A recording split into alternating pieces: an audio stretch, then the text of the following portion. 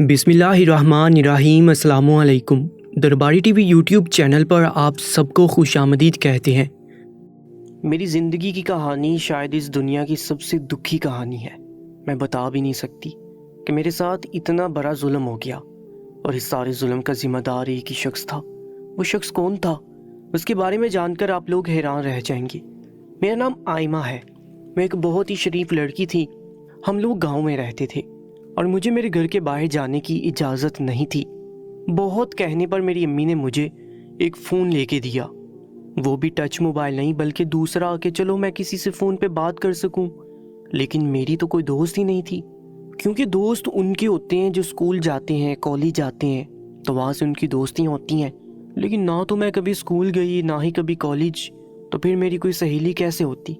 मेरी तो कोई बड़ी या छोटी बहन भी नहीं थी, इसलिए मुझे हमेशा से एक अच्छी सहेली की कमी महसूस होती थी।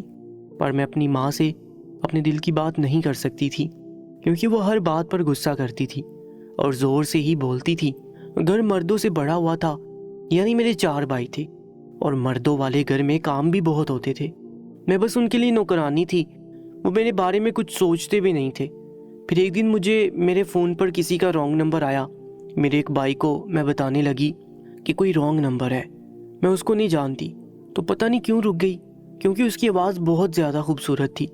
आवाज़ से ही वो कोई लड़का लग रहा था। मैं उससे बात करने लगी और इसी तरह हमारी दोस्ती होगी। दोस्ती मोहब्बत में बदल गई। मैं तो पहली मोहब्बत की भूखी थी। मेरे लिए तो ये किसी ख्वाब को जीने के बराबर था। चोरी छुपे बातें करना, ये सारी हरकतें कर ली। उसे अपना असल नाम बता दिया, उसे अपने बारे में सब कुछ बता दिया। मैं अपने आशिक से रात दिन बात करती। उसका नाम ताहिर था। उसकी आवाज़ में जादू था। मैं उसकी आवाज़ सुनकर ही कहीं खो जाया करती थी। हमारी मोहब्बत इस हद तक चली गई थी कि मैं कुछ भी करने को तैयार थी। लेकिन वो शहर में रहता था और हम लोग गांव में। वैसे रोज़ कहती, मुझे उसकी याद आ रही है, मैं उससे मिलना चाहती हूँ। उसने कहा कि फिर कुछ ना कुछ तो करना ही पड़ेगा। मैंने कहा कि मुझे घर से जाने की इजाज़त नहीं है। उसने कहा कि अगर चाहो तो बहुत कुछ कर सकता हूँ, मेरे पास एक आइडिया है। मैंने कहा कि कैसा आइडिया? तो उसने कहा कि तुम अपनी अम्मी से मेरा जिक्र तो करती हो। मैंने कहा कि हाँ, जिक्र करती हूँ, लेकिन ये कहकर कि मेरी एक सहेली है, क्योंकि दिन रात बात करनी होती है। इसलिए उसने कहा कि बस तुम अपनी अम्मी को कहो कि मेरी वो सहेली आपसे बात करना चाहती है। मैंने कहा दिमाग तो ठीक है, क्या कह रही हो? उसने कहा कि तुम अपना फ़ोन अपनी माँ को दो तो सही। मैंने डरते हुए ऐसे ही किया, तो मेरी माँ भी बड़ी हैरान हुई। लेकिन थोड़ी देर के बाद हंसी मजाक करने लगी, खुशी खुशी बात करने लगी। कहने लगी कि तुम्हारी सहेली तो बहुत अच्छी है, माँ तो माँ होती है, माँ की नज़र बड़ी तेज़ होती है। माँ को पता चल जाता है कि औलाद क्या कर रही है, क्या चाह रही है, यहाँ तक कि क्या सोच रही है। इसलिए अम्मी को शायद मुझ पर शक हो ही जाता। लेकिन इससे पहले ये सब कुछ हो गया कि अब अम्मी के दिल में शक बिल्कुल भी नहीं आने वाला था। ताहिर ने उनको अपनी बातों में लगा लिया। मैं तो हैरान थी कि मेरी माँ इतनी ज़्यादा मुतासिर कैसे हो गई थी। वो तो किसी बात से मुतासिर नहीं होती थी, खुश नहीं होती थी। उन्होंने कभी हमें गले से नहीं लगाया, कभी प्यार नहीं जताया, बस अपनी जिम्मेदारियां पूरी करती थी। पर आज वो बहुत ज़्यादा खुश थी। मैंने कहा कि ये तुमने क्या किया? उसने कहा कि मैंने लड़की की आवाज़ निकाल कर तुम्हारी माँ से बात की है। 2-4 बार तुम्हारी माँ से बात करूँगा तो उसे भरोसा हो जाएगा कि तुम्हारी दोस्ती एक बहुत अच्छी लड़की से हुई है, और इसके बाद हम अपने प्लान पर काम करेंगे। मैंने कहा कि कैसा प्लान? उसने कहा कि बता दूंगा। इसी तरह वो मेरी माँ से लड़की बन के बातें करता। उसने मेरी माँ के लिए पार्सल में कुछ चीज़ें भी भेजी थी कि मेरी माँ खुश हो जाए। चीज़ें वही थी जो एक औरत घर में इस्तेमाल करती है। मेरी माँ तो गांव की औरत थी, उसने बेडशीट वगैरह मंगवाई थी। मेरी माँ इसी पर खुश हो गई। फिर एक दिन उसने कहा कि मेरी शादी है, अब मेरी सहेली को भेज दें। तो मेरी माँ ने कहा कि ये तो बड़ा मुश्किल काम है। उसने कहा कि आंटी प्लीज़, मेरी शादी है, मेरी शादी में सहेली नहीं आएगी तो क्या होगा? मेरी तो कोई बहन भी नहीं है। मेरी माँ ने कहा कि ठीक है, लेकिन रात होने से पहले उसको वापस भेज देना। तो मेरे आशिक ने कहा कि हाँ ठीक है, मैं उसको वापस भिजवा दूंगी। हम लोग बड़े अमीर हैं, हमारे पास गाड़ी है, मैं आपकी बेटी को लेने के लिए गाड़ी भेज दूंगी। मेरा ड्राइवर लेने आ जाएगा, क्योंकि मैं तो दुल्हन हूँ, मैं मायूं बैठ गई हूँ, इसलिए मैं तो बाहर नहीं निकल सकती। मेरी अम्मी ने कहा कि हाँ तुम ना निकलना, ठीक है। मेरी माँ ने घर वालों से भी झूठ बोला और मेरा काम हो गया। मुझे लेने के लिए वाकई गाड़ी आई थी, लेकिन ये गाड़ी तो किराए की थी। खैर, मैं ताहिर से जब मिली तो बहुत खुश हुई। वो जैसा अच्छा इंसान था, उसकी शक्ल भी वैसी ही अच्छी थी। उसे देखकर मेरा दिल खुश हो गया। اس نے کہا کہ آؤ میرے ساتھ۔ میں نے کہا کہ کہاں لے کر جا رہے ہو؟ اس نے کہا کہ یہ بعد میں بتاؤں گا۔ مجھے ایک ہوٹل میں لے گیا اور میں باقی کا معاملہ سمجھ گئی۔ میں نے کہا کہ یہ سب کچھ کیا ہے؟ اس نے کہا کہ اتنی مشکل سے ملے ہیں تو کیا صرف ایک دوسرے کو دیکھتے رہیں گے؟ تمہارے بغیر نہیں رہ سکتا، تم کو سچی محبت کرتا ہوں، تمہارے لیے میں نے کیا کچھ نہیں کیا۔ تمہاری امی سے جھوٹ بولا، ان کے لیے چیزیں بھیجی، گاڑی کا کرایہ بھی بھرا ہے، اور اب تمہیں اچھی جگہ لے کر آیا ہوں۔ کیا تم میرے ساتھ بیٹھ بھی نہیں سکتی؟ میں نے کہا کہ ہاں، لیکن ہم صرف ساتھ بیٹھیں گے اور ایک دوسرے سے باتیں کریں گے، بس ایک دوسرے کی آنکھوں میں دیکھیں گے۔ اس نے کہا کہ اور میں کیا چاہتا ہوں، تم سے محبت کرنے والے کے لیے تو اتنا ہی کافی ہے۔ لیکن معاملہ گڑبڑ ہو گیا۔ ہم لوگ جب ایک دوسرے کے پاس بیٹھے تو ایک دوسرے کے قریب آنے لگے کہ ہمارا خود پر سے قابو ختم ہو گیا اور ہم لوگوں نے وہ حد پار کر دی جو نہیں کرنی چاہیے تھی۔ لیکن پھر بات اس سے بھی عجیب ہوگی، اس نے صرف وہ حد پار نہیں کی تھی بلکہ وہ ساری رات مجھے نوچتا رہا۔ مجھے یہ سب کچھ بہت عجیب لگ رہا تھا، لیکن خیر صبح ہو ہی گئی۔ میں نے کہا کہ تم نے مجھے واپس بھیجنے کا وعدہ کیا تھا میری امی سے، اور اب رات تو یہیں پہ گزر گئی، اب کیا ہوگا؟ اس نے کہا کہ ارے تمہاری امی کو پہلے کس نے منایا تھا؟ میں نے کہا کہ آپ نے۔ اس نے کہا کہ میں دوبارہ منا لوں گا، کہہ دوں گا کہ رات ہو گئی تھی اس لیے بھیجنا مناسب نہیں سمجھا۔ میں نے کہا کہ لیکن فون بھی تو بند ہے، وہ فون کر رہی ہوگی میرے بارے میں، گھر میں سب پوچھ رہے ہوں گے، مجھے واپس چھوڑ دو۔ اس نے کہا کہ ہاں چھوڑ دیتا ہوں، لیکن پہلے میں تمہیں اپنی امی سے ملوانا چاہتا ہوں۔ وہ مجھے گھر میں لے گیا، بڑا سا بنگلہ تھا، بڑی سی کالونی میں بنا ہوا تھا، لیکن اس کے اندر کمرے بہت زیادہ تھے۔ تھوڑی دیر میں کمرے میں بیٹھی رہی، اس نے کہا کہ تم یہیں بیٹھو، میں اپنی امی کو منا کے لاتا ہوں۔ وقت گزرتا جا رہا تھا، میں پریشان ہو رہی تھی، مجھے گھر جانا چاہیے تھا۔ میری امی نے جاتے ہی میری کلاس لگا دینی تھی، مجھے بہت باتیں سنا دینی تھی، میں بڑی پریشان تھی۔ لیکن طاہر وہاں پہ واپس نہ آیا، بلکہ ایک عورت آئی جو کسی بھی اینگل سے اس کی ماں نہیں لگ رہی تھی، اور پھر مجھ پر یہ بات بھی آشکار ہو گئی تھی کہ وہ عورت اس کی ماں نہیں بلکہ وہ ایک طوائف خانے کی مالکن تھی، اور یہ ایک طوائف خانہ تھا۔ یہ کوئی روایتی طوائف خانہ نہیں بلکہ ایک بڑی کالونی میں بنا ہوا تھا، ہائی سوسائٹی قسم کا تھا۔ یہاں پر لوگ ایسے آتے تھے کہ جیسے اپنے کسی ملنے والے سے ملنے آئے ہیں، لیکن اصل میں یہاں پر یہ سب کام ہوتے تھے۔ جب اس نے کہا کہ وہ تجھے بھیج کے چلا گیا تو میں بالکل ٹوٹ گئی، زمین پہ ایسے گر گئی کہ جیسے میرے جسم میں روح ہی نہیں ہے۔ میں بہت پریشان تھی، رو رہی تھی، بلک رہی تھی، اپنی جان لینے کی کوشش کی، اور ان لوگوں نے مجھے مرنے نہیں دیا اور کہا کہ تجھے یہیں پہ رہنا ہوگا۔ میں نے کہا کہ مجھے کس بات کی سزا مل رہی ہے؟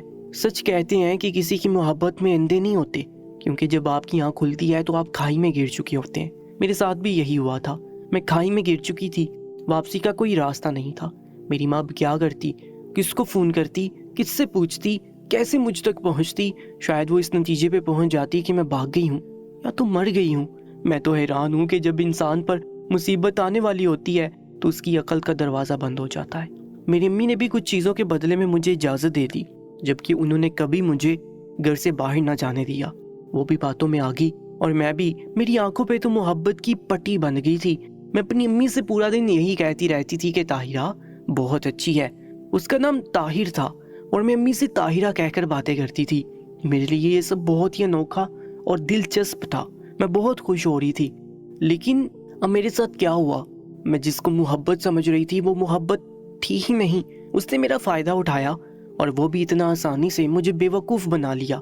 سوچا ہوگا کوئی گاؤں کی لڑکی ہے، اس کو بے وقوف بنانا آسان ہے، اور میں نے بھی یہ ثابت کر دیا کہ میں گاؤں کی بے وقوف لڑکی تھی جو شہر کے چلاک لڑکے کے ہاتھوں بے وقوف بن گئی۔ اب میرے پاس کیا تھا؟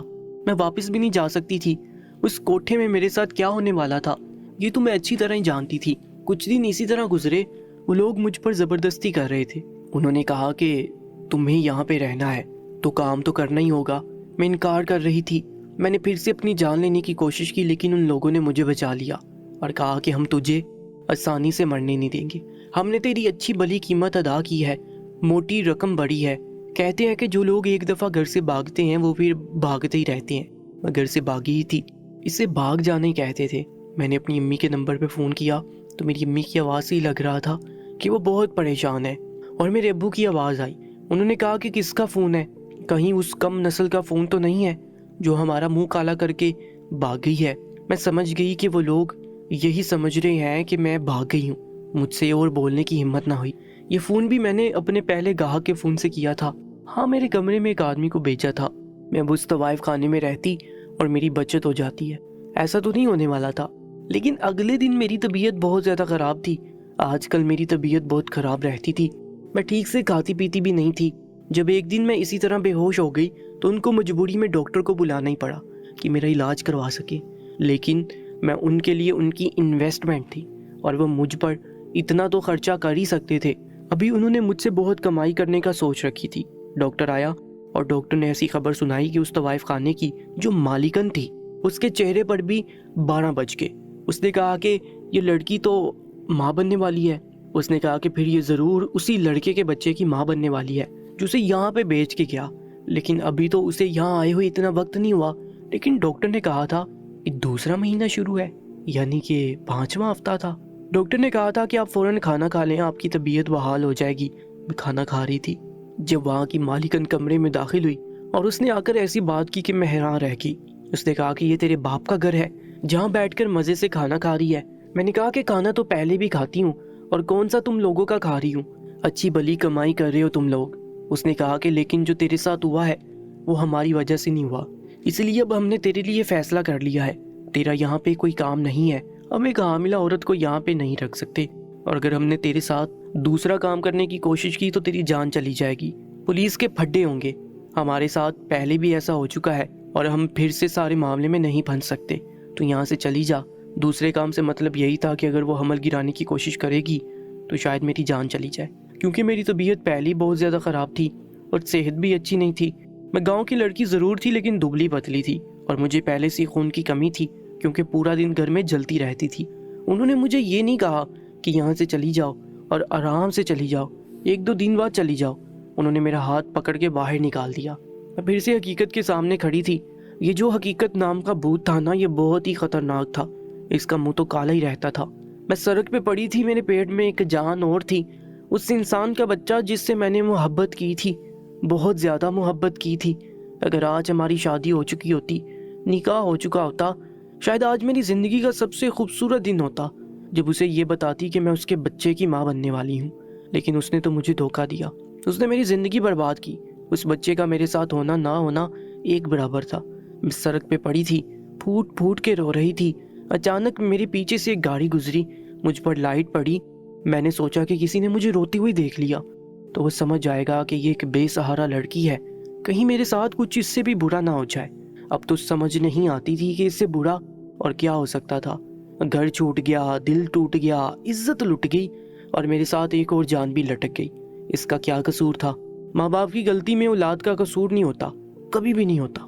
वो इस दुनिया में अपनी मर्जी से नहीं आते। मैं वहाँ से उठकर करीब बने एक फुटपाथ के पास चली गई। ऊपर पुल था और नीचे छोटा सा हिस्सा बना हुआ था जहाँ पर मैं छुप के बैठ गई। पर क्या मैं यहाँ पर महफूज थी? और कितनी देर यहाँ बैठ सकती थी? जब हम किसी को अपनी कहानी सुनाते हैं तो वो आपकी कहानी तो सुनता है, लेकिन आपकी तकलीफ को महसूस नहीं कर पाता। मैं उस टाइम जो महसूस कर रही थी ये मैं ही जानती थी। मुझे लगता था कि इससे ज़्यादा मेरे साथ कभी कुछ बुरा नहीं हो सकता, लेकिन फिर मेरे साथ इससे भी ज़्यादा बुरा हो गया। मैं उसी जगह पर बैठी थी और रात गुजर गई। दिन मैंने बाजार में घूम फिर कर गुजार दिया। ये बात बहुत ज़्यादा अजीब है और शायद मेरी जगह कोई और होता तो वो ये सब कभी नहीं करते। लेकिन मैं फिर से तवाइफ खाने गई थी। मैंने दरवाजे पर दस्तक दी थी। मैंने उनको कहा था कि मुझे वहीं पे रख लें। हालांकि वो एक दोज़ख थी, भला दोज़ख से निकलने के बाद दोबारा वहाँ कौन जाता है। लेकिन मैं गई थी। मैंने कहा था कि मुझे वहाँ पे रख लो, मैं तुम लोगों के काम करूँगी। लेकिन उन लोगों ने मुझे वहाँ पर नहीं रखा, क्योंकि मुझे मालूम था कि वहाँ पे छापा भी पड़ा था। शायद वो लोग डर गए थे, किसी नई लड़की के बारे में मालूमात देनी पड़ेगी। पुलिस वाले पूछेंगे कि ये नई लड़की कहाँ से आई है, तो वो क्या जवाब देंगे।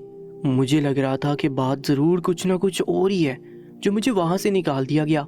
लेकिन जब मैं वहाँ से दोबारा दुत्कारी गई तो मैंने अपने आप के बारे में सोचा कि मैं किस मुकाम पे पहुँच गई। मैं एक तवाइफ खाने में जाने को भी तैयार थी, वो भी दोबारा वहाँ से निकलने के बावजूद। और वो ये क्या कर रही थी, क्या सोच रही थी? मेरा दिल अभी भी ताहिर को बद्दुआ नहीं दे रहा था। मैंने सोचा कि मुझे मेरी सज़ा मिल गई और इसके बाद मज़ीद कुछ बुरा नहीं होगा। मैं फिर से उसी जगह पे जाके बैठ गई। मुझे लगा कि चलो एक रात यहाँ गुजरी है तो दूसरी भी निकल जाएगी। और यही मेरी सबसे बड़ी गलती थी, क्योंकि अभी से ही इलाका सुनसान हो गया था। सर्दियों का मौसम था, लोग जल्दी अपने घरों को जा चुके थे। लोगों का वहाँ ना होना मेरे फ़ायदे में भी था, اور وہاں پر لوگوں کا نہ ہونا میرے لیے نقصان دہ بھی تھا، کیونکہ ابھی مجھے وہاں بیٹھے ہوئے تھوڑی دیر ہی ہوئی تھی کہ میں اسی جگہ پر بیٹھی تھی اور مجھے بہت بھوک لگی ہوئی تھی۔ میں نے صبح سے کچھ نہیں کھایا تھا، میرے پاس پیسے نہیں تھے، میں شکل سے فقیر نہیں لگتی تھی، نہیں تو مجھے کوئی بھیک ہی دے دیتا۔ میں اتنی بھوکی تھی کہ بتا نہیں سکتی تھی، لیکن اس ٹائم کھانا کہاں سے مل سکتا؟ مجھے کھانے کی خوشبو آ رہی تھی، میں چاہتی تھی کہ بس مجھے کھانے میں کچھ بھی مل جائے تو میں کھا لوں۔ تھوڑی دیر کے بعد کسی نے میری طرف چاولوں کی ایک پلیٹ بڑھائی اور میں نے نہ آؤ دیکھا نہ تاؤ، میں نے ان چاولوں کو دونوں ہاتھوں سے کھانا شروع کر دیا، یہ بھی نہ سوچا کہ مجھے کس نے دیے ہیں۔ جب میں نے اس وجود کی طرف دیکھا تو بچا کچا کھانا میرے ہاتھ سے گر گیا۔ وہ ایک آدمی تھا جو مجھے دیکھ کر مسکرا رہا تھا، اس کی شکل سے ہی ظاہر تھا کہ اس کے ارادے کیا ہیں۔ پر تھوڑی دیر بعد جب میں نے یہ دیکھا کہ وہ اکیلا نہیں تھا بلکہ اس کے ساتھ اور بھی لوگ تھے تو میں بالکل ہی سہم کر رہ گئی۔ وہ پورے 6 آدمی تھے۔ انہوں نے کہا کہ بھوک تو لگی تھی نا تمہیں؟ میں نے کہا کہ کون ہو تم لوگ؟ انہوں نے کہا کہ یہ تمہیں ہم بعد میں بتائیں گے۔ انہوں نے میرا ہاتھ پکڑ لیا، میں نے چیخنا چلانا شروع کر دیا لیکن کوئی میری آواز نہیں سن رہا تھا۔ شاید دور ایک چوکیدار تھا جو میری آواز سن رہا تھا، لیکن وہ ایک بوڑھا آدمی تھا، وہ میری مدد نہیں کر سکتا تھا، اور شاید وہ یہ سب کچھ پہلے بھی دیکھتا رہتا تھا، یا وہ ان 6 مردوں سے ڈر گیا تھا، اس لیے اس نے میری آواز کو انسنا کر دیا۔ میں یہی سوچ رہی تھی کہ اس سے زیادہ برا کیا ہو سکتا ہے۔ میرے ساتھ اس سے بھی برا ہو گیا۔ جب میری آنکھ کھلی تو میں ہسپتال میں تھی اور یہ دیکھ کر حیران تھی کہ میرے پاس میری ماں بیٹھی تھی۔ اس شہر کے سب سرکاری ہسپتال کے ڈاکٹر نے میرا علاج کیا تھا، وہ ہمارے ہی گاؤں کا تھا۔ وہ مجھے پہچان گیا اور اس نے میری ماں کو بلا لیا۔ میری حالت بہت بری سی تھی، میری گود میں جو بچہ پل رہا تھا وہ اس دنیا سے جا چکا تھا۔ ڈاکٹرز نے کہا تھا کہ شاید میں کبھی دوبارہ اپنے پیروں پہ کھڑی نہ ہو سکوں اور ہمیشہ کے لیے بستر پر پڑ جاؤں۔ میں کبھی ماں بھی نہیں بن پاؤں گی اور میری زندگی پہلے جیسی نہیں رہے گی۔ میری امی مجھے قابل رحم نظروں سے دیکھ رہی تھی۔ آخر میں ان کی اکلوتی بیٹی تھی، پر انہوں نے کہا کہ میں تجھے واپس نہیں لے جا سکتی، نہیں تو تیرے بھائی تجھے جان سے مار دیں گے۔ اس مردوں کے گھر میں تجھ جیسی بیٹی کو لے گئی تو وہ تیرے ساتھ اس سے بھی زیادہ برا کریں گے۔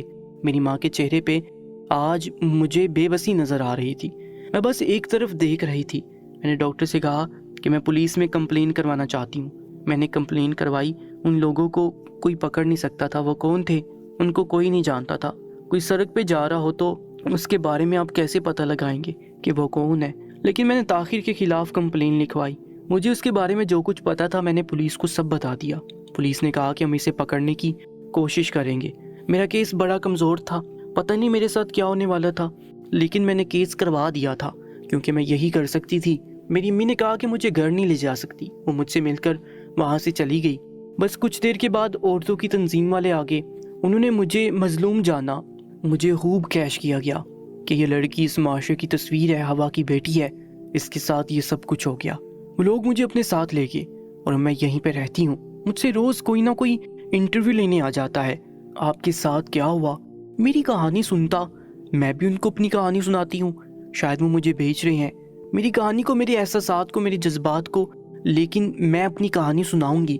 میں یہی کہنا چاہتی ہوں کہ کوئی کسی پہ اعتبار نہ کرے۔ میری ماں مجھے ہمیشہ کہتی تھی کہ تیری زندگی بہت لوگوں سے اچھی ہے، لیکن میں ان کو کہتی تھی کہ یہ بھی کوئی زندگی، ایسے جینے کا کیا فائدہ، اس سے اچھا تو انسان مر جائے۔ لیکن آج مجھے پتا چلا کہ میری زندگی بہت اچھی تھی۔ میری امی کہتی تھی کہ جب عورت گھر کی 4 دیواری سے باہر قدم رکھتی ہے نا تو پھر اس کے لیے دنیا ہی دوزخ بن جاتی ہے، پھر اسے مرنے کی ضرورت نہیں ہوتی، اسے جیتے جی ہی دوزخ کے کنارے مل جاتی ہیں۔ اور میرے ساتھ یہی ہوا تھا۔ وہ انسان جس نے میری زندگی برباد کی، اس نے مجھے کہیں کا نہیں چھوڑا، جس نے مجھ سے میری اولاد کو بھی دور کر دیا، عزت نفس کو بھی۔ وہ کوئی اور نہیں تھا، وہ طاہر بھی نہیں تھا، وہ میں خود تھی۔ میں خود اپنی دشمن تھی اور میں نے ہی اپنے آپ کو برباد کیا تھا۔ اپنی بربادی کی ذمہ دار میں خود تھی۔ اس حد تک آپ کو کوئی نقصان نہیں پہنچا سکتا جب تک آپ خود اپنے آپ کو اس کے سامنے پیش نہیں کرتے، اور میں نے اپنے آپ کو پیش کیا تھا۔ اسی لیے میری مجرم میں خود ہی تھی۔ جب آپ کا مجرم کوئی اور ہوتا ہے تو آپ اس پہ غصہ کرتے ہیں، غصہ نکالتے ہیں، لیکن جب آپ خود ہی اپنے مجرم ہوتے ہیں تو آپ کچھ نہیں کر سکتے۔ پولیس کے پاس میرا کیس چلا، ان لوگوں نے طاہر کو پکڑ لیا، اس کی بھی جگ ہنسائی ہوئی۔ لوگوں نے اس سے سوال کیا، اس نے کہا کہ وہ لڑکی جھوٹ بول رہی ہے، وہ تو خود میرے پاس آئی تھی اور وہ اس کیس سے نکل بھی گیا تو اس کو زیادہ فرق بھی نہیں پڑا ہوگا۔ لیکن میری زندگی یہیں کی یہیں ہے اور میں ابھی اسی سینٹر میں رہتی ہوں۔ डॉक्टर ने कहा था कि मैं कभी अपने पैरों पे चल नहीं पाऊंगी, लेकिन मैं थोड़ा बहुत चल रही हूँ। शायद मेरी टांगें तो मेरा साथ दें, लेकिन इसके अलावा मेरी ज़िंदगी में और कोई उम्मीद नहीं है। अपनी कहानी इसलिए सुना रही हूँ कि कल को मेरी तरह कोई और किसी की झूठी मोहब्बत के जाल में ना फंसे और इसी मुकाम पे कभी ना पहुँचे जिस मुकाम पे आज मैं खड़ी हुई हूँ। आज की सच्ची कहानी के बारे में कमेंट सेक्शन में अपनी कीमती राय से हमें ज़रूर आगाह कीजिएगा। वीडियो को मुकम्मल देखने का बहुत बहुत शुक्रिया। इंशाल्लाह मुलाकात होगी एक नई वीडियो में। तब तक के लिए अल्लाह निगहबान।